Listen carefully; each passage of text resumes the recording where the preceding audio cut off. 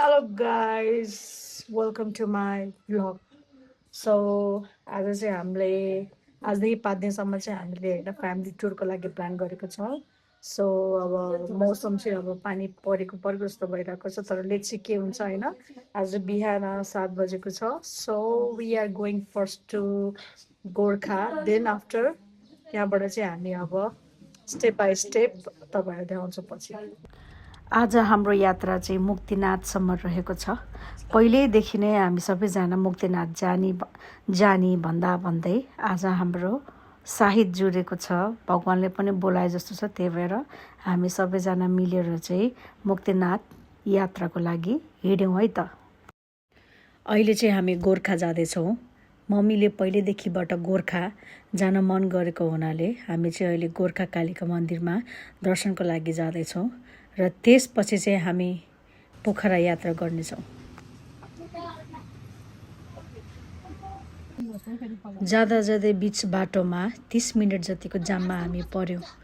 कति बेला खुल्छ भन्दै हामी सबैजना त्यही पर्खाइमा छौँ. फाइनली बाटो चाहिँ खुलिसकेको छ. अब हामी गोर्खा यात्रातिर जाँदैछौँ.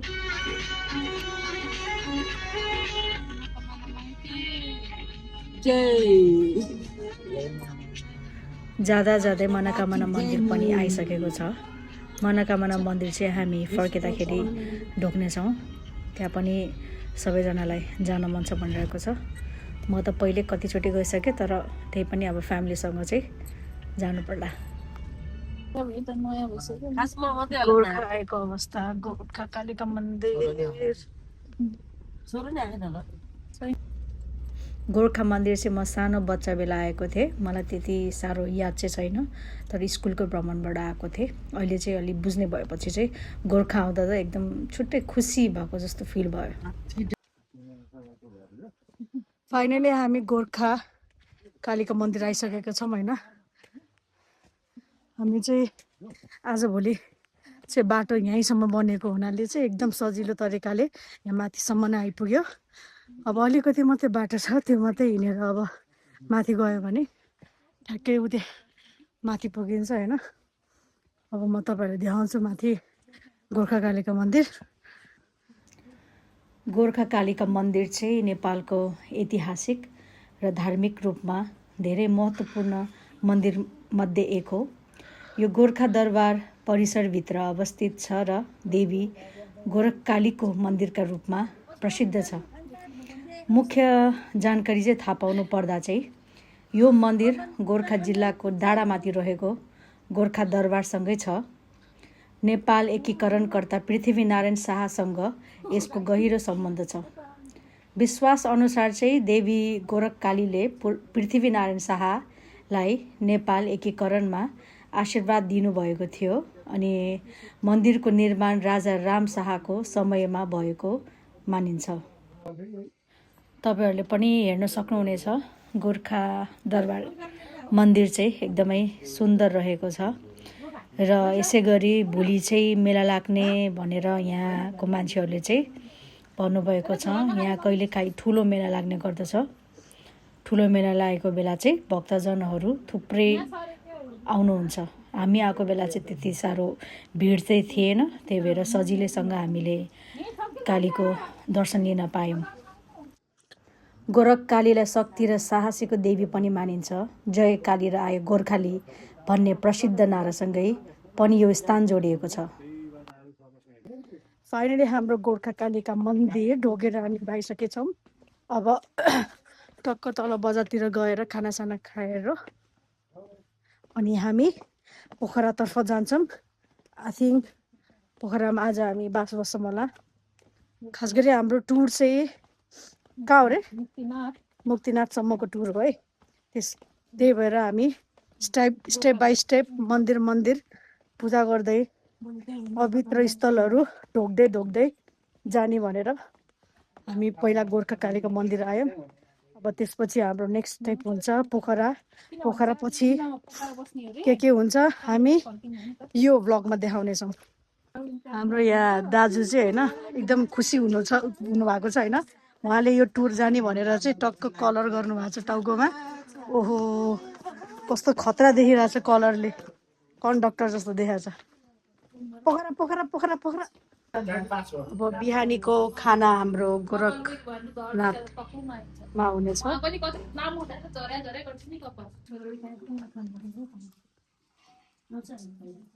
हाम्रो दाजुले थकाली खाना हालेछ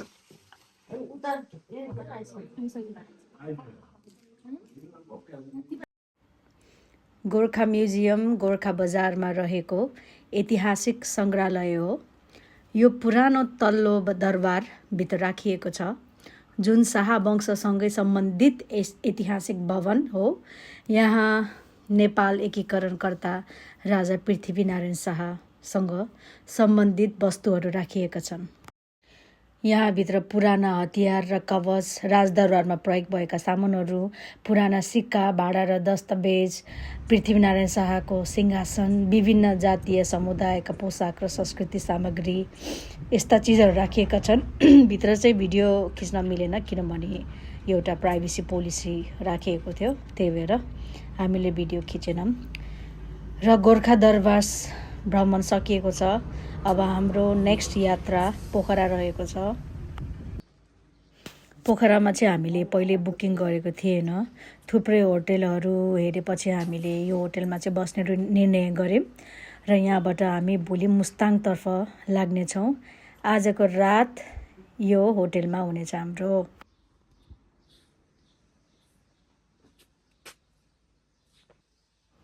गुड मर्निङ फ्रम पोखरा रात चाहिँ सजिलोसँग कटिएको छ अब हाम्रो नेक्स्ट यात्रा मुस्ताङ रहेको छ मुस्ताङमा नि बिचमा अब राम्रो राम्रो तीर्थस्थलहरू हुँदै जानेछौँ तपाईहरूलाई यात्रा गर्दै पछि देखाउनेछौँ हामीले पोखराबाट देखिने यो हिमाल असाध्यै सुन्दर देखिरहेको थियो अरू बेला भने बादलले ढाकेर नदेख्ने हुन्थ्यो भने हामी जाने दिनमा चाहिँ असाध्यै सुन्दर हाँसिरहेको जस्तो हिमालले हामीलाई हेर्दै हाँसिरहेको जस्तो देखिरहेको थियो यो पोखराको एकदमै असाध्यै ब्युटिफुल सिन हो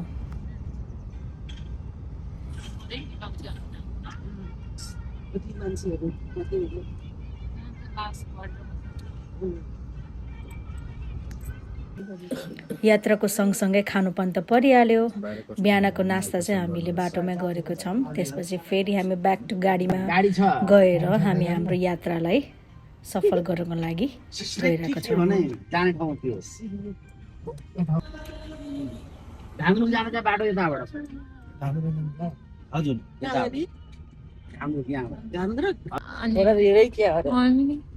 पछि मालढुङ्गा यो अब हामी कालिका दर्शनहरू गर्न चाहिँ यता तलबाट जानु पर्यो बाग्लुङ अब यताबाट बेनी जानु यो साइड जानु पर्यो हजुर यहाँ कालिका दर्शन अब चाहिँ हामी लाग्यौँ बेनी यताबाट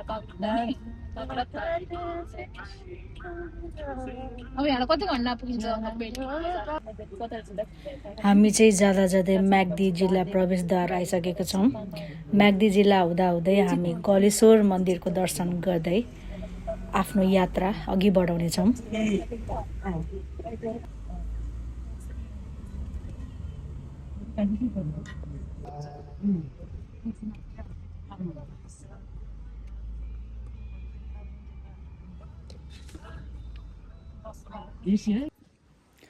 गलेश्वर महादेव मन्दिर चाहिँ नेपालको प्रसिद्ध हिन्दू तीर्थस्थलमध्ये एक हो यो म्याग्दी जिल्लाको बेनी नजिक कालीगण्डकी र रहुघाट खोलाको संगमस्थलमा अवस्थित छ भगवान शिवलाई समर्पित यो मन्दिर धार्मिक र प्रकृति दुवै हिसाबले धेरै महत्त्वपूर्ण मानिन्छ यहाँ रहेको शिवलिङ्ग चाहिँ स्वयं उत्पन्न भएको विश्वास गरिन्छ हिन्दू धर्मावलम्बीहरूले गलेश्वर महादेवको दर्शन गरेर मनोकामना पुरा हुने पनि एउटा विश्वास रहेको छ प्रायःजसो मुक्तिनाथ जाने यात्रुहरू चाहिँ यहाँ दर्शन गर्नको लागि रोकिन्छन् यता कसरी पुग्ने भने चाहिँ बेनी बजारबाट करिब 3 किलोमिटर दूरीमा छ पोखराबाट सडक मार्ग हुँदै बेनी पुगेर सजिलै जान पनि सकिन्छ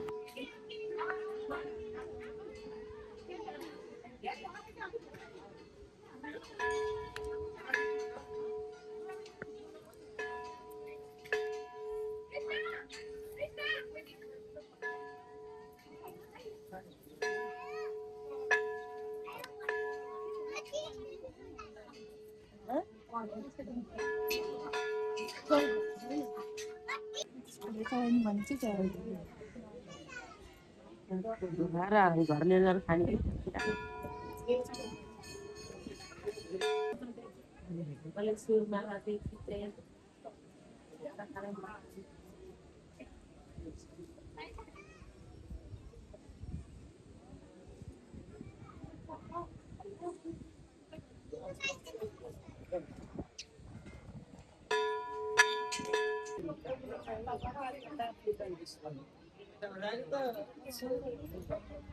जय गौरी माता की जय।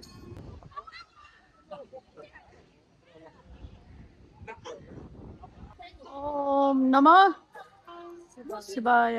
जय शम्भो, जय शम्भो न, जय शम्भो भनौँ। गलेश्वरको मन्दिर ढोकेपछि चाहिँ हामी फेरि हाम्रो यात्रामा लागि पर्यौँ। अब हाम्रो नेक्स्ट यात्रा पनि हजुरहरूलाई देखाउने छौँ कता हुनेछ भनेर। अब हामी तातोपानीतर्फ जाँदैछौँ। तातोपानी चाहिँ नेपालमा धेरै ठाउँमा रहेको छ। हामी जाने अहिले तातोपानी चाहिँ बेनी र जोमसोन सडक मार्गमा पर्छ। प्राकृतिक गरम पानीमा नहुँदा शरीर दुखाइ कम हुने विश्वास यता गरिन्छ। मुक्तिनाथ जाने यात्राहरू यहाँ आराम गर्न रोकिन्छन्।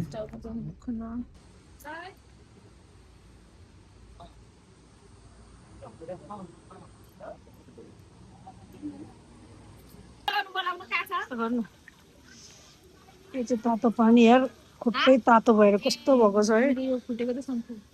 तातो पानी है गाइस, तातो पानी। यो चाहिँ तातो पानी हो। यहाँ चाहिँ पर्वतबाटै फुटेर तातो पानी आउँछ भन्ने भनेको चाहिँ मान्छेले यस्तो तातो छ कि गाइस होइन। तातो पानीमा नुहाउँदा नुहाउँदै भोक लागेको हुनाले तातो पानी नजिकै यो होटेलमा हामी खाना खान गइरहेको छौँ। खाना चाहिँ एकदमै मिठो रहेको छ। यहाँ तातो पानीमा स्नान गर्न आउनेहरू यो ठाउँमा चाहिँ एकदमै मिठो खाना पाउने रहेछ। के कस्तो फिल भइरहेछ अनि यहाँ तातो पानीमा आएर खाना खानु भएर? तातो भयो अनि हजुरलाई कस्तो फिल भइरहेछ तातो पानीमा आएर?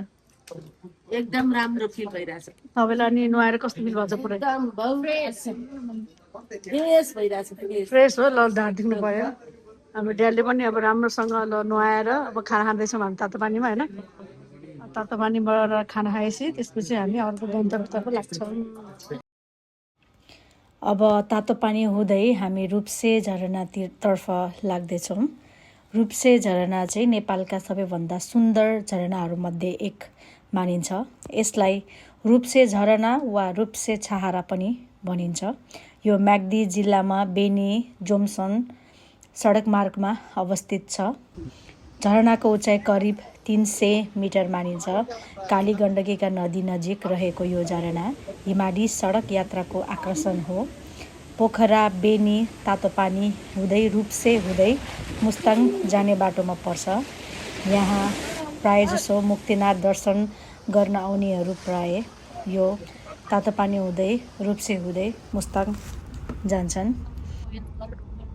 अहिलेसम्मको हाम्रो यात्रा निकै राम्रो रहेको छ। बाटोमा केही कठिनाइहरू पनि भएन हामीलाई। अहिलेसम्म चाहिँ मुस्ताङको बाटो एकदम राम्रो रहेको छ। मुस्ताङ सुरु हुँदै तपाईँहरूले यहाँको राम्रो राम्रो दृश्यहरू पनि देख्नुहुनेछ। अब हामी मुस्ताङ मार्फातर्फ जाँदैछौँ। आजको रात चाहिँ हामी मार्फा मुस्ताङमा बस्ने भन्ने सल्लाह भएको छ। किनभने एक रात हाई अल्टिट्युडमा पनि बस्नु पर्दो रहेछ। नभए मुक्तिनाथ जाँदा हजुरहरूलाई लेख लाग्ने सम्भावना हुन्छ। त्यसैले जोमसनमा पनि बस्न सक्नुहुन्छ, मार्फामा पनि बस्न सक्नुहुन्छ र कागबेनीमा पनि बस्न सक्नुहुन्छ।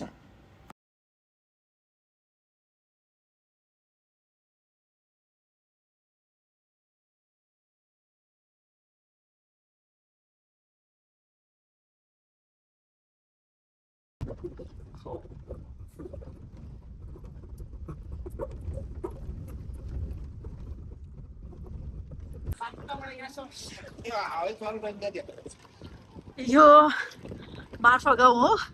यहाँ एकदमै हावा चलेको अवस्था छ यहाँ अहिले।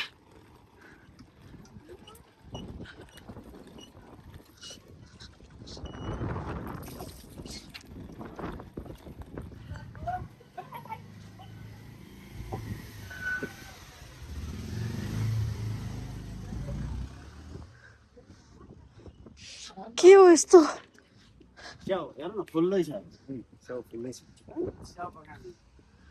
स्याउ बगान गाइस स्याउ बगान यहाँ त हावा त यस्तो आउँछ कि जाडोमा त मान्छे मर्ने रहेछ यहाँ त्यसो भए त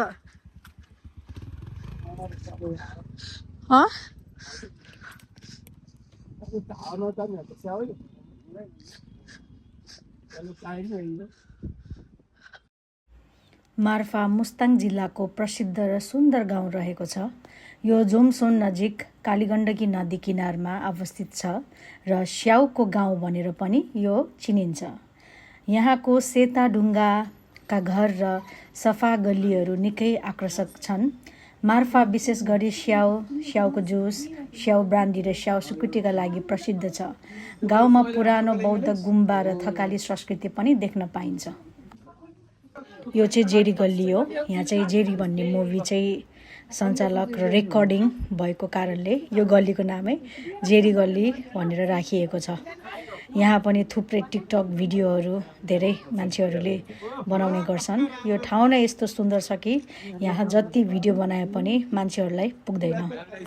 यहाँ हिमाली जातिका पोसाकहरू पनि लगाई भिडियो टिकटक फोटो बनाउने चलन छ।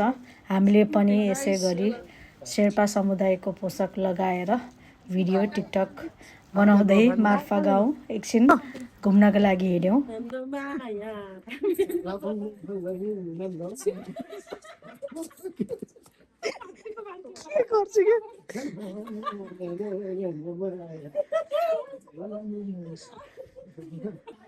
यहाँका होमस्टेहरू पनि सुन्दर, शान्त, रमाइलो वातावरणमा रहेको छ।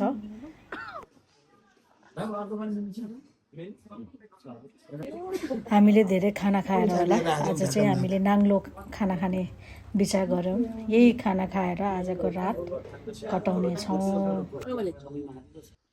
गुड मर्निङ फ्रम मार्फा गाउँ।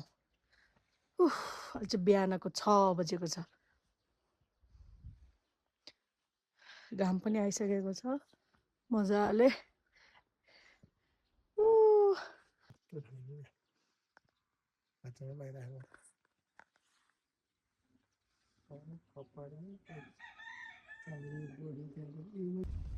मार्फाको बसाइ सकिसकेको छ। अब हामी जोमसन मुस्ताङ जिल्लातर्फ जाँदैछौँ। यो कालीगण्डकी नदी किनारमा समुद्री सहरबाट करिब 2700 मिटर उचाइमा अवस्थित छ। मुस्ताङ र मुक्तिनाथ जाने मुख्य प्रवेशद्वार भनेर पनि मानिन्छ यसलाई। यहाँबाट मुक्तिनाथ टेम्पल जाने यात्राहरू धेरै हुनेछन्। हिमाली मरुभूमि जस्तो भूदृश्य र थकाली संस्कृतिका लागि प्रसिद्ध छ यो ठाउँ। यता चाहिँ बिहानको 12 बजेसम्म मौसम चाहिँ एकदम राम्रो हुनेछ भने दिउँसो तेज हावा चल्ने भएकोले यसलाई विन्डी जोमसम भनेर पनि चिनिन्छ।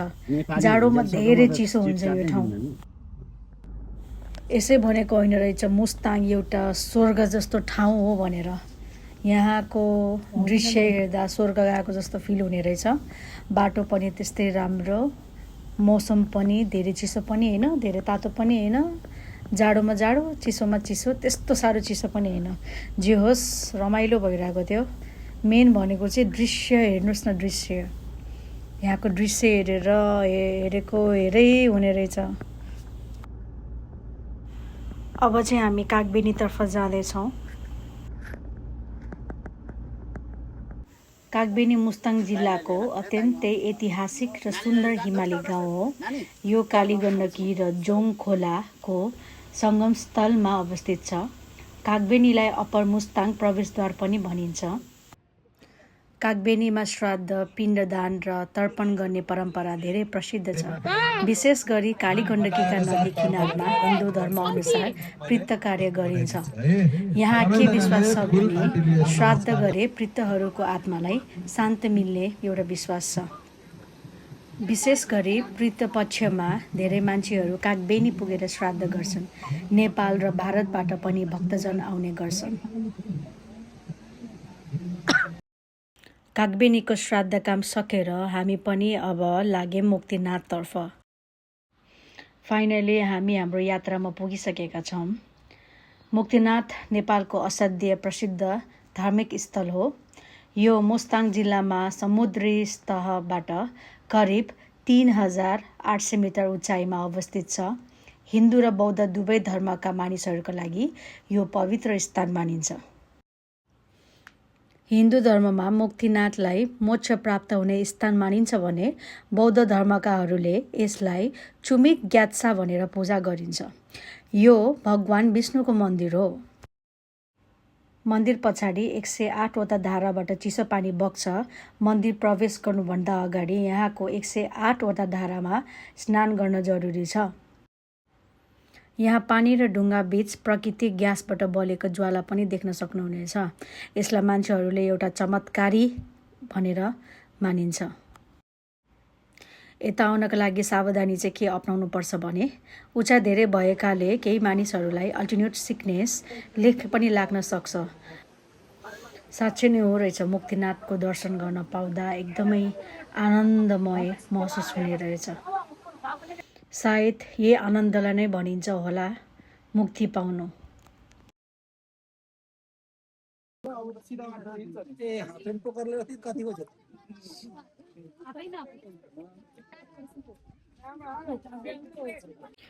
मुक्तिनाथ ढोक गरिसकेपछि अब हामी दुम्बा लेकतर्फ जाँदैछौँ। दुम्बा लेक मुस्ताङको जोमसन नजिक अवस्थित एक सुन्दर हिमाली ताल हो। यो प्राकृतिक रूपमा बनेको सानो तर अत्यन्त आकर्षक नीलो पानीको ताल हो। दुम्बा लेक घुमिसकेपछि आजको रात चाहिँ हामी तातो पानीमा बस्ने निर्णय गरौँ। तातो पानी नजिक हामीले सुन्दर होमस्टे पनि भेटिसकेका छौँ र आजको रात हामी यही होमस्टेमा बिताउनेछौँ। तातो पानी पछि हामी लाग्यौँ बागलुङतर्फ। बागलुङमा एउटा प्रसिद्ध मन्दिर रहेको छ, बागलुङ कालिका मन्दिर। हामी त्यहाँ गई ढोक गर्ने निर्णय गर्यौँ। बागलुङ कालिका भगवती मन्दिर बागलुङ जिल्लाको प्रसिद्ध धार्मिक मन्दिर हो। यो काली देवीलाई समर्पित शक्तिपीठ मानिन्छ। देवी कालीलाई शक्ति र रक्षा दिने देवी मानिन्छ। भक्तजनहरूलाई मनोकामना पूरा गर्ने यहाँ एउटा छुट्टै विश्वास छ।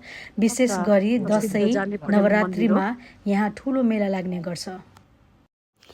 प्राचीन समयमा यहाँको पहाडबाट देवी कालीको शक्ति प्रकट भएको विश्वास गरिन्छ। गाउँ र वरिपरिका मानिसहरूलाई राक्षसहरूले नकारात्मक ऊर्जाबाट रक्षा गर्न देवी प्रकट भएको मानिन्छ। पछि भक्तहरूले देवीको मूर्ति स्थापन गरेर पूजा सुरु गर्न थालिए।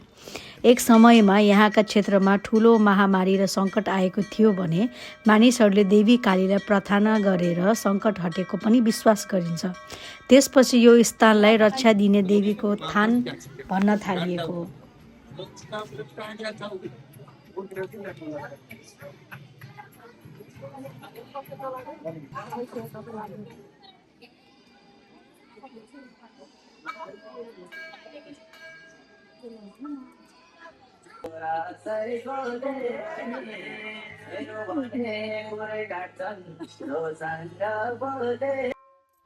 बागलुङ कालीका दर्शन गरिसकेपछि बागलुङमा पर्ने पञ्चनारायण मन्दिर पनि छुटाउनु भएन। त्यसैले हामी पञ्चनारायण मन्दिर पनि ढोक्नका लागि गयौँ। पञ्चनारायण चाहिँ नेपालका केही स्थानहरूमा पाइने भगवान विष्णुलाई समर्पित प्राचीन हिन्दू मन्दिरहरूको समूह हो। पञ्चको अर्थ 5 र नारायण भगवान विष्णुको नाम हो। त्यसैले यसलाई 5 नारायणसँग सम्बन्धित भनेर मानिन्छ। यहाँबाट तपाईँहरूले बागलुङको दृश्य देख्नुहुनेछ। एकदम रमाइलो र राम्रो दृश्य बागलुङ बजार तपाईँहरूले देख्न सक्नुहुनेछ।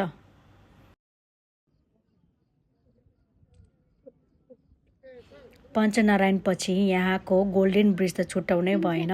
त्यसपछि हामी लाग्यौँ गोल्डन ब्रिज हेर्नको लागि। कुस्मा ग्यादी सस्पेन्सन ब्रिज, यसलाई गोल्डन ब्रिज नेपाल भनेर पनि बोलाउँछौँ। नेपालको सबैभन्दा चर्चित लामो झलुङ्गे पुल मध्ये एक हो। यो पुल काली गण्डकी नदीमाथि बनेको छ। कुस्मा र बागलुङ क्षेत्र जोड्ने साहसिक पुल हो।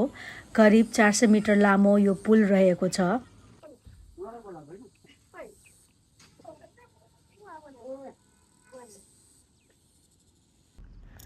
फाइनली हाम्रो यात्रा पछि हामी पोखरा आइसकेका छौँ।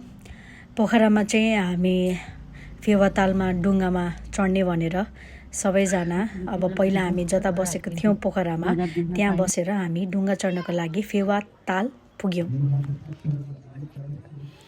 फेवा लेक नेपालकै सबैभन्दा प्रसिद्ध र दोस्रो ठुलो तालमध्ये एक हो। यो पोखरा उपत्यकाको मुटुमा अवस्थित छ र पर्यटकहरूको मुख्य आकर्षक हो। यो फेवा ताल चाहिँ किन प्रसिद्ध छ भने यता आएर तपाईँहरू डुङ्गा सेयर गर्न सक्नुहुनेछ। सूर्योदय र सूर्यास्तको अत्यन्त सुन्दर दृश्य देख्नुहुनेछ। शान्त पानीमा हिमालको रिफ्लेक्सन देख्न सक्नुहुनेछ। यहाँ तपाईँले गर्न मिल्ने गतिविधिहरू पनि धेरै छ, जस्तै डुङ्गा सेयर, तालबाराई मन्दिरको दर्शन, लेक साइड घुमघाम र क्याफे अनुभव, फोटोग्राफी र प्याराग्लाइडिङ नजिकैबाट देख्न सक्नुहुनेछ र गर्न पनि सक्नुहुनेछ पोखराबाट। बहिनी यता हेर्नु हजुर पनि।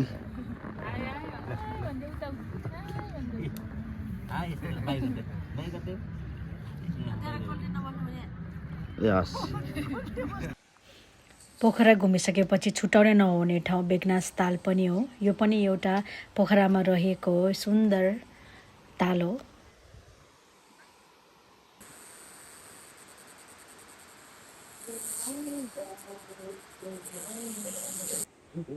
यदि तपाईँहरूलाई शान्त ठाउँ मनपर्छ भने फेवा ताल छोडेर बेगनास लेकमा आएर बस्न सक्नुहुनेछ। अब चाहिँ हामी पोखराबाट काठमाडौँ फर्कने क्रममा बाटोमा मनोकामना परेको हुनाले मनोकामना दर्शन पनि गर्न गइरहेको छ। मनोकामना मन्दिर नेपालको अत्यन्त प्रसिद्ध शक्तिपीठ मन्दिर हो। यो गोर्खा जिल्लामा पहाडको टुप्पोमा अवस्थित छ र देवी मनोकामनालाई समर्पित छ। हाम्रो मनोकामना दर्शन सकिसकेको छ। अब चाहिँ हामी काठमाडौँतर्फ लाग्नेछौँ। हाम्रो यात्रा सकिसकेको छ। अब बाटोमा बाह्रसिङ्गे परेको हुनाले आजको नास्ता त्यही गरेर हामी काठमाडौँतर्फ लाग्नेछौँ। होप तपाईँहरूलाई मेरो भिडियो राम्रो लाग्नेछ र आगामी दिनमा पनि राम्रो भिडियो बनाउने छु भनेर आशा गर्दछु। Thank you for watching my video and don't forget to subscribe my channel.